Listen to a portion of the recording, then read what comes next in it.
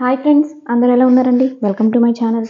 Friends, ఈరోజు నేను మీకు చూపించబోయే డిష్ ఏంటంటే తోటకూర ఫ్రై అండి.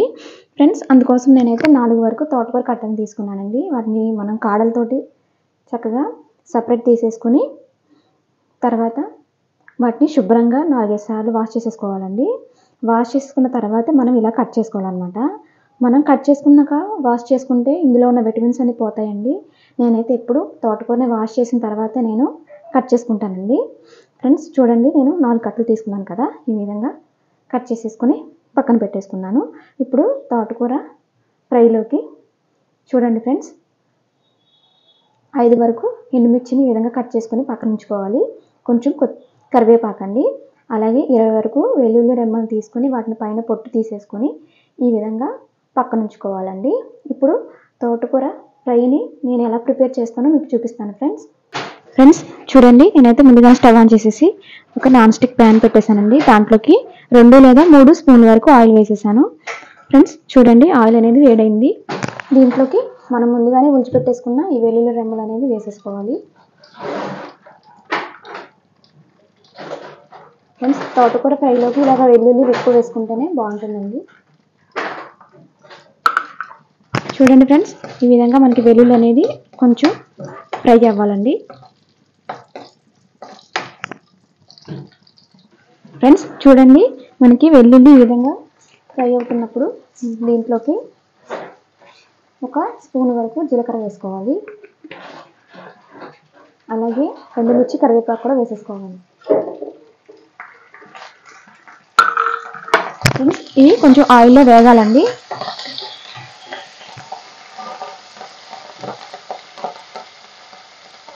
ఫ్రెండ్స్, చూడండి, మనకి తాలింపు అనేది వేగిందనమాట. ఈ విధంగా వేగాలండి. ఇప్పుడు దీంట్లోకి 1 అర స్పూన్ వరకు పసుపు యాడ్ చేసుకోవాలి. యాడ్ చేసుకున్న తర్వాత మనం ముందుగానే కడిగి పెట్టేసుకున్న ఈ తోటకూర అనేది వేసేసుకోవాలి.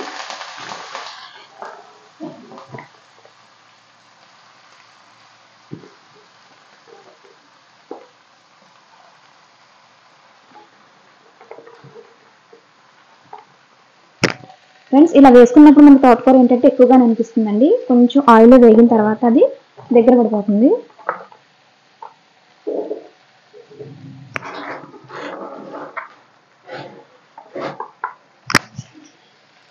ఈ విధంగా వేసేసుకొని ఒకసారి పైకి కిందకి కలుపుకోవాలండి.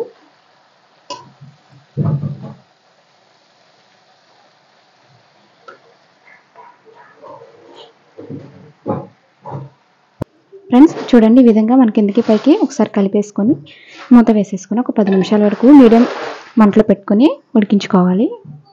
ఫ్రెండ్స్, చూడండి, ఇలా మనం మూత వేసేసుకున్న తర్వాత ఈ తోటకూరలోంచి కొంచెం వాటర్ అనేది రిలీజ్ అవుతుందండి. ఆ వాటర్ అంతా మనకి దగ్గర పడే వరకు ఈ తోటకూరని ఇలాగా ఉడికించేసుకోవాలి. సాల్ట్ అనేది తర్వాత వేసుకోవాలండి. సాల్ట్ వేస్తే మళ్ళీ వాటర్ వచ్చేస్తుందండి. ఇప్పుడు మూత వేసేసి కొంచెం దగ్గర పడే వరకు ఉడికించుకోవాలి.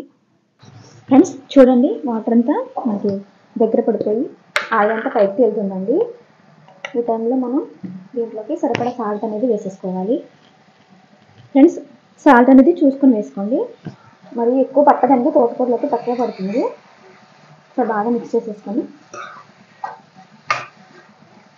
ఒక 2 మినిట్స్ తర్వాత మనం దీన్ని స్టవ్ ఆఫ్ చేసేసుకోవచ్చండి. మనకు ఒక 2 మినిట్స్ వరకు ఇలాగా వేగనివ్వాలి.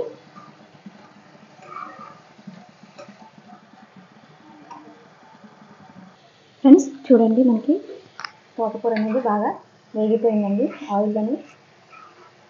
ఈ విధంగా మనం తోటకూరని ఫ్రై ప్రిపేర్ చేసుకోవాలండి. చూడండి, చాలా సింపుల్గా అయిపోతుంది ఫ్రెండ్స్. మనకి వెల్లుల్లి అది ఎండుమిర్చి కారం వేయలేదండి. ఇలాగా సింపుల్గా ట్రై చేసి చూడండి. తోటకూర ఫ్రై చాలా బాగుంటుంది. మనకి పప్పుచారులో కానీ రసంలో కానీ కాంబినేషన్ చాలా బాగుంటుందండి. మీరు కూడా తప్పకుండా ట్రై చేయండి. ఫ్రెండ్స్, నేను చేసిన ఈ తోటకూర ఫ్రై కనుక మీకు నచ్చినట్లయితే మా ఛానల్ లైక్ చేయండి, షేర్ చేయండి, సబ్స్క్రైబ్ చేసుకోండి. Thank you friends.